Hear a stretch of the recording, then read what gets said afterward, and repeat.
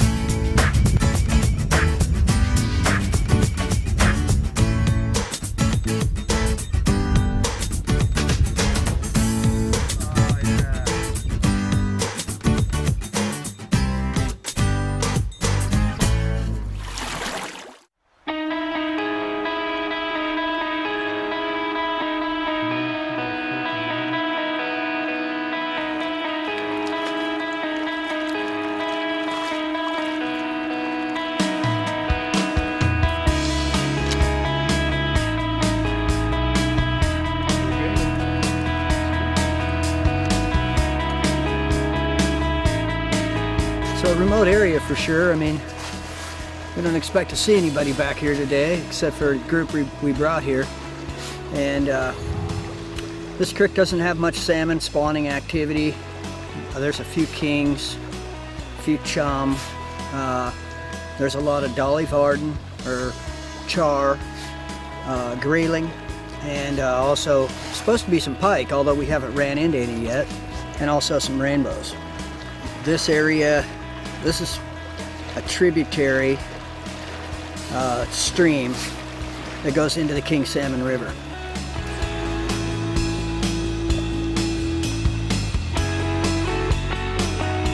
Those are some nice grayling, I'll tell you.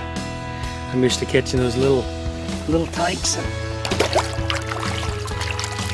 These 14 to 18 inch grayling are pretty fun.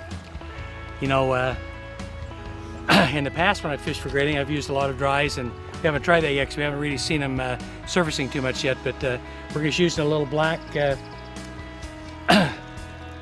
leech pattern with a, you know, just a little egg-sucking leech look, and it's done the trick. Throw in the black, and the black's been the ticket so far. That's my 9th grayling here. They've all been between that 14 and 20 inch range, and it's a strenuous hike in. We came into this area here about a mile probably to this area, and so it's not for the faint of heart, but it's boy, for the avid fly fishermen, great times.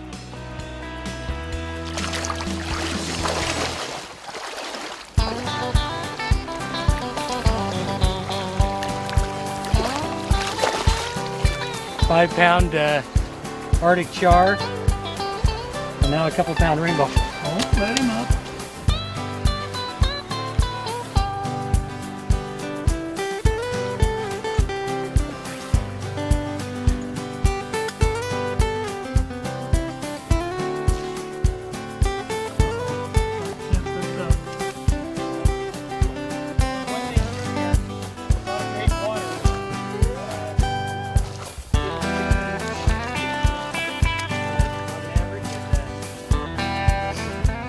when they get into their spawning run, they'll even get more color along the bottom, and they'll really orange up and pink and everything across those fins on the bottom. And seeing they're white.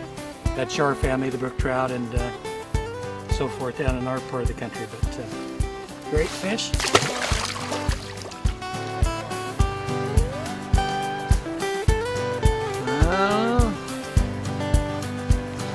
We just barely put this yellow Sally on dry fly, and second cast. Boy, they're beautiful. They are nice. Nice grayling. Those of you that have fished for grayling, it's a treat just to be able to catch one or two, but to catch fish of this quality is quite amazing.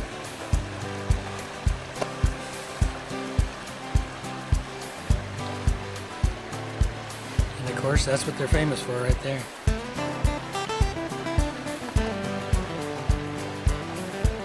Your old sail.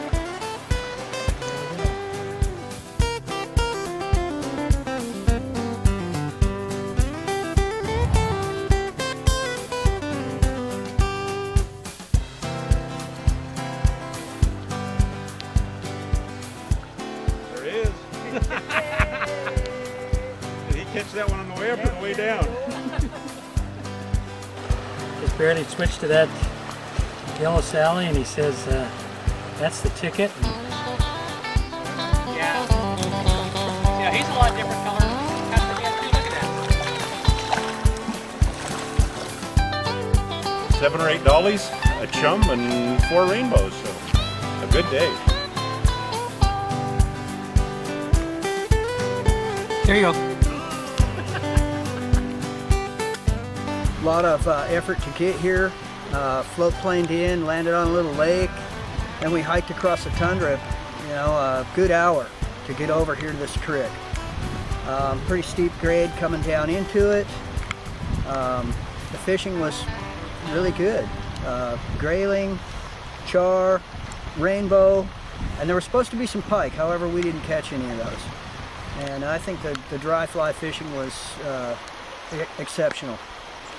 In this area, I mean, as you can see, there's nobody around here. We're definitely out here by ourselves today, just a group of us that came in. The only foot tracks we saw in this creek was from the last group we sent in here. We do a lot of things at Becharof Rapids Camp to try and find new things to do, new places to go. And it takes a lot of investigation, and this is kind of one of those investigational trips, and it paid off.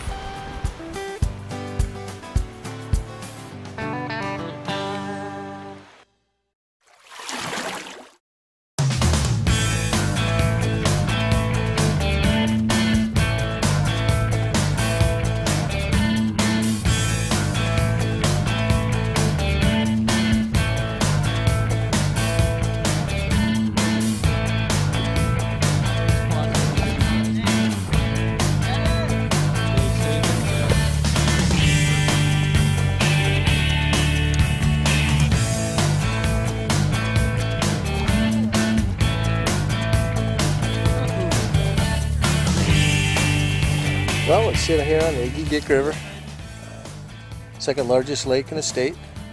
It's the largest wildlife refuge in the state of Alaska. About 3 miles down from the outlet of the lake. Just 2 camps on the whole river, so it's pretty remote and not a crowd. You got sockeyes that come up, you got kings. They come up about the middle of June, about the middle of July. You get anywhere from 800 to 1.2 million past the counting tower every year for the sockeye. They do not monitor any of the sockeyes, I mean the kings, silvers. There's just no user groups up here. There's no commercial harvest on any of them. So it's a bear intake at the back end of most of these flyouts. Silvers start running about the end of July, go into September. So the camp opens up June 28th. And it goes all the way to about the first week in September. Just the time frame of the salmon coming up if you're fishing sockeyes or silvers. Take up to 12 guests, is that right? The camp itself takes 12 guests. And we're maxed at 12, so we're a small camp. Usually have 3 guides. We have about 3 boats that run around the river itself. So the camp itself is centrally located on both directions of the incoming fish coming from the saltwater. About 5 miles above saltwater, so usually when the fish start running, all of them still have sea lice on them. We don't get any dark fish whatsoever at that time frame.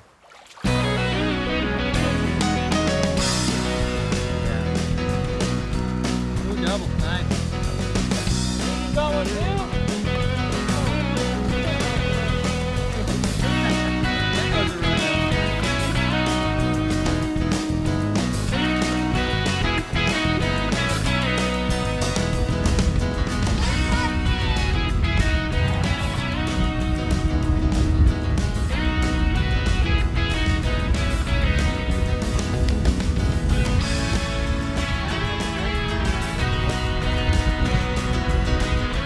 If you're spin casting or bait casting, we supply all the gear. We have a lot of flies that have worked good in the past, and we can tie the flies right here at the camp. When it comes to anything with the bait cast, all the lures, if we're using eggs, bobber and jigs, all of that's provided at the camp. So it's just if you're going to bring your own fly rod, that's the only thing that's not provided. We have a couple extra fly rods. Every year we have somebody breaking a sage, and we have a couple extra rods, but when it comes to the fly end of it, it's all your personal gear you can bring up.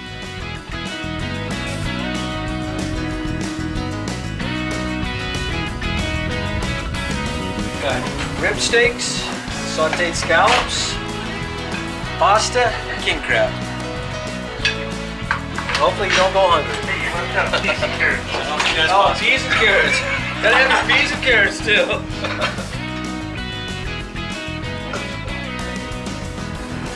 Well, you know, when you start one of these adventures, you're looking at 5 or 6 days in the wilderness, you're saying, boy, it's going to take forever. But boy, it's amazing how fast that last day comes. And here we are at the end of our trip here with Becharof Rapids Camp in southwest Alaska. We've had a great time here for silver salmon and also for a great fly-out adventure for Arctic char, Arctic grayling, nice rainbow trout. Those leopard rainbows up here are the most beautiful rainbow trout you will ever see. And so the next time you're looking for a great outdoor adventure in Alaska, give Dave Mandich a call at Becharof Rapids Camp in southwest Alaska out of King Salmon. And as always, thank you for joining us on this edition of Sportsman's News Television.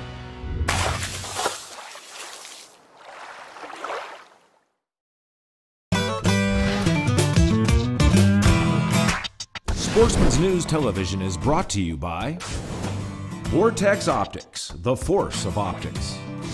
Sitka, turning clothing into gear. CVA, it's just a better gun. Bushnell Trophy Cams, bulletproof reliability for life. Double Tap Ammunition, handcrafted, American-made precision ammunition. St. Croix Fishing Rods, the best rods on earth. And by Jumping Jack, from trailer to tent in 5 minutes.